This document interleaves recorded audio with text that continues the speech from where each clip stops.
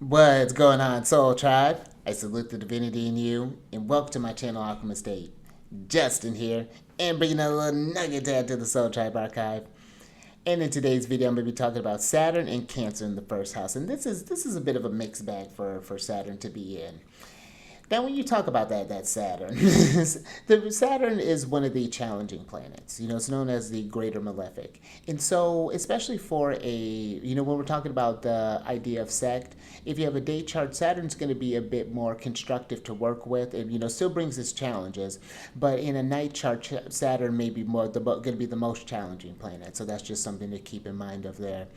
But when Saturn's not working in a constructive manner, Saturn can lead to themes of just like sullenness, gloominess, depression, those feelings of like laziness and sluggishness, sense of just like hindrances and restrictions and just obstacles, always something in your way with Saturn. Everything takes long with Saturn. It's long lasting, it's chronic, everything just feels like it's a weight.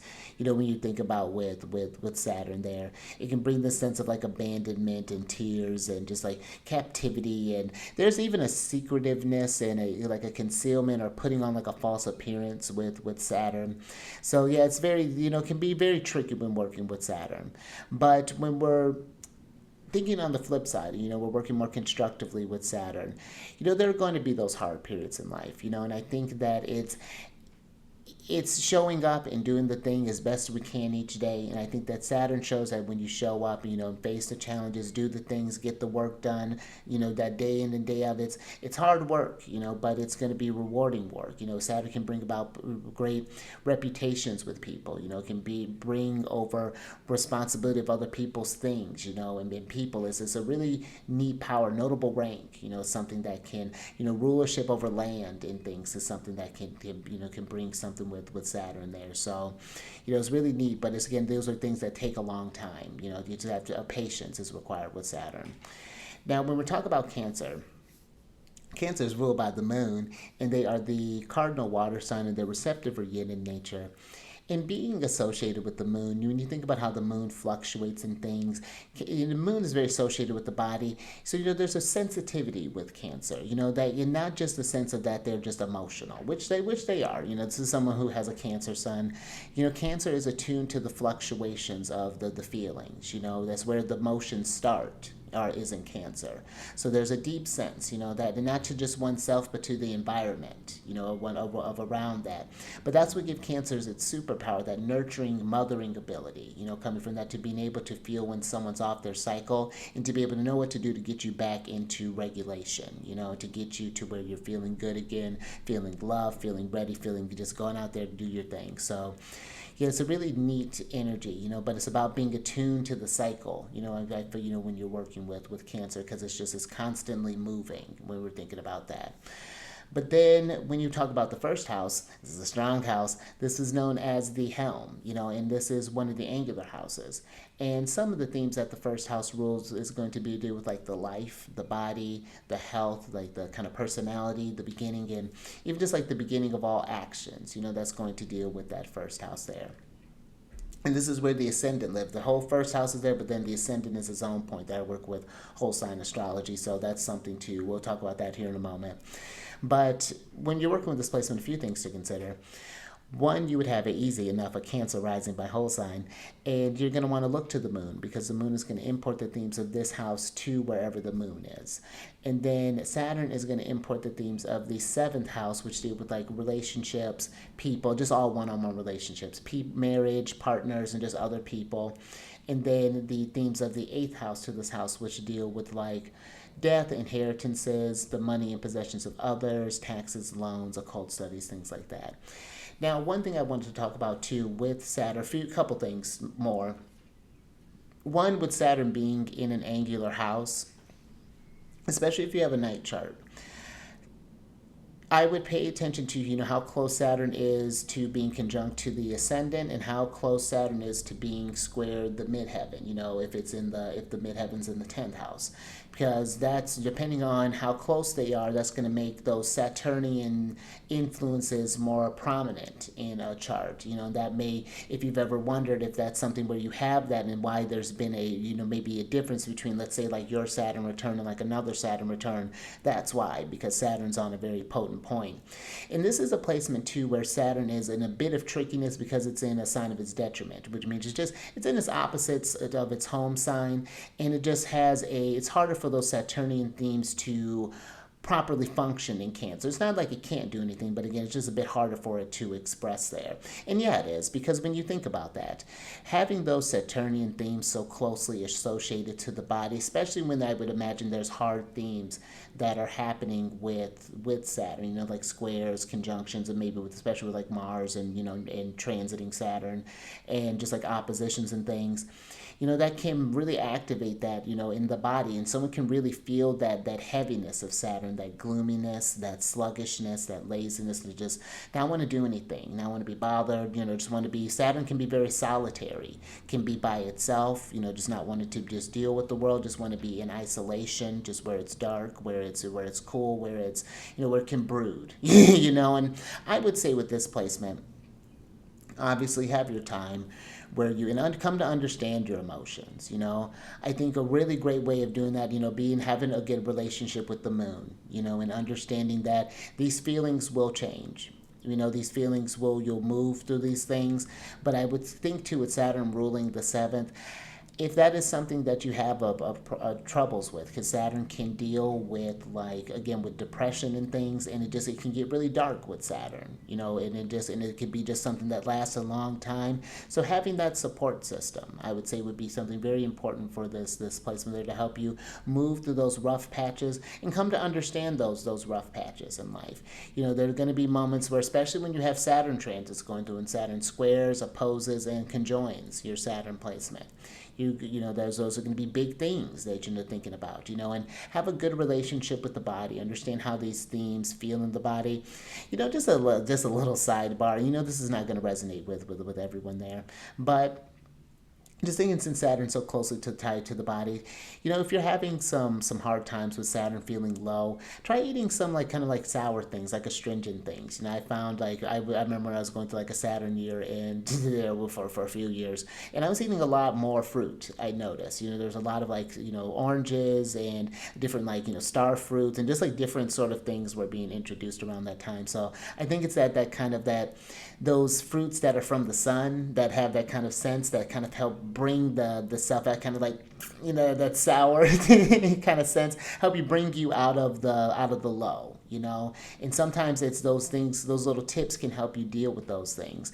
I find even too, sometimes bitter things can help deal with, kind of getting into, if you find yourself in stuck emotions, that can be really nice when, working with different herbs and things, maybe doing with swimming and things like that, being around water, having some running water around, maybe in the background, something that's playing could be really, really nice there. But pay attention to because something I could see with this placement, again, with Saturn being as dealing with secrets, concealments, false appearances, someone could be it's one thing to be strong and to be able to handle your emotions and things like that, but to feel like you have to do it by yourself and not to let anyone in, I think that would be something just to kind of examine, especially if it's leading to one's detriment. I would just pay attention to that. I think that could be something that could potentially happen with this placement there. But another thing, just again with Saturn dealing with that, being again so closely tied with the health and the body, Saturn can deal with as far as kind of the watery parts of the body. The knees can be something, the legs too with Saturn, any sort of nerves, that can deal with Saturn. And this is not going to resonate with anyone, but just some things to think about. The kidneys, if I didn't say that, and I'd even to just kind of pay attention to kind of long exposures to cold, wet environments. I think that could lead to just different kind of coughs and things like that. So, and again, making sure to just check in when you're with your health. If something doesn't, I can see where maybe sometimes Saturn can maybe bring about this sense of maybe a paranoia. Thinking about that something's always wrong with the body. But I think that again, having that good relationship with the body, having it where you move. I could see where maybe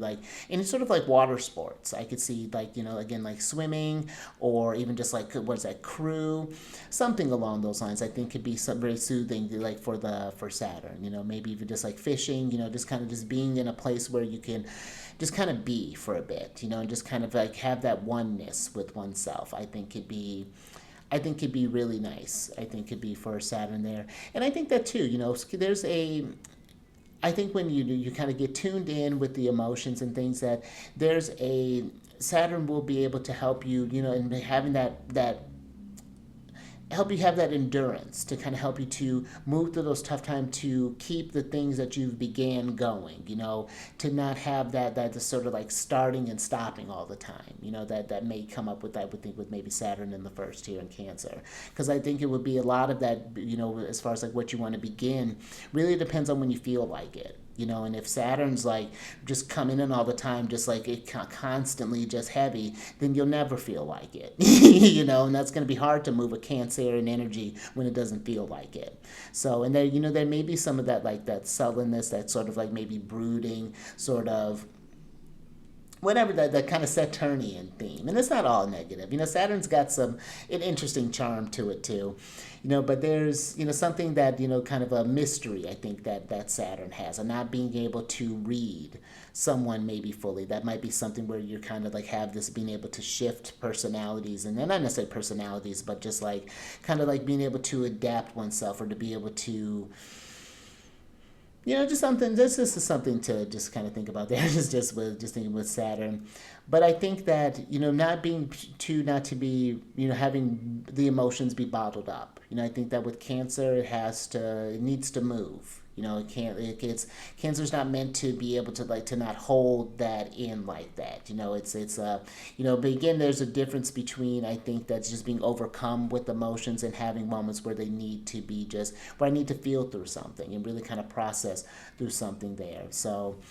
And then one kind of this last thing with this, just Saturn can represent this, not feeling like oneself, feeling like this sense of being cursed possibly or something. So I'd be even mindful about, just how you just talk with yourself, that just how that inner world is doing. This is, I think, a very introspective placement for Saturn to be, really just kind of very closely tied in with the body there. And just be mindful too, just like how the people that the relationships have you had, because that's going to be a big influence in how you begin things, the people that you hang around with, and what you receive from them. That's going to be a big, just a big note. And I think that understanding that, I think even that relationship with the